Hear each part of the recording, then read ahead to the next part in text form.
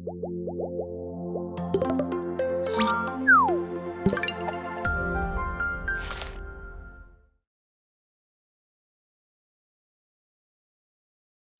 so AI technology can be used to continuously monitor and adapt the home network so that it basically ensures that advanced applications can be delivered in a great quality experience right down to the customer. Yeah, so what then FTTR does is it guarantees that you get an ultra high-speed service with ultra high reliability and consistency to every corner of the home.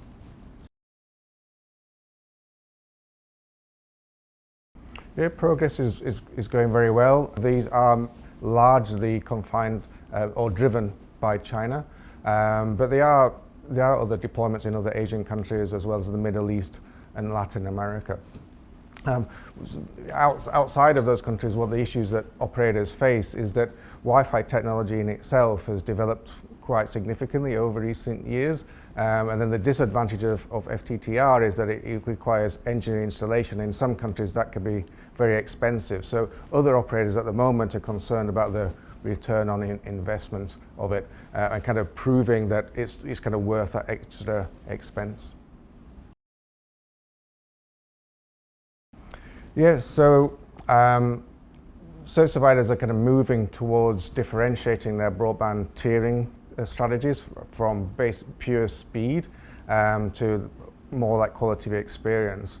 And that enables service providers to kind of put different features into their tiering strategies. And FTTR could fit into a premium tier or perhaps even a completely new premium tier for VIP customers, and these come with a premium. In China, for example, the premiums tend to be 30% more for those types of services. So that then enables a more return on the investment if it's positioned in that way. And then going forward, operators really need to then start to look for efficiencies or greater efficiencies to enable them to install fibre to the room much faster, or perhaps even in the future with technologies coming from Huawei, for example, perhaps even a DIY solution in the future, which will then enable that technology to filter down to other types of customer.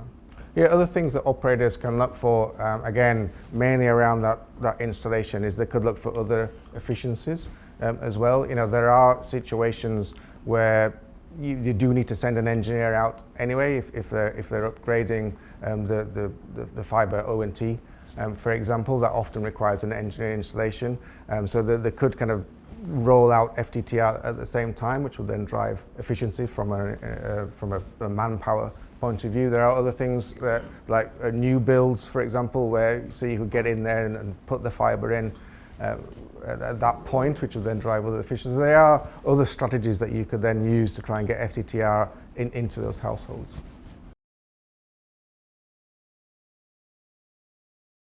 Yeah, it's a very advanced solution. Always with Huawei, every generation that they produce, it becomes more advanced.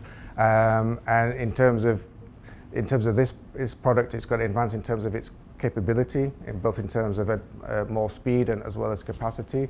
It also has this capability of basically virtualizing the Wi-Fi network around the home into basically what is a single Wi-Fi hotspot. So that helps with other metrics such as latency and jitter. And then finally, it comes with onboard storage, which will help with certain smart home use cases and applications. So yeah, it's a very advanced fibre to the room solution.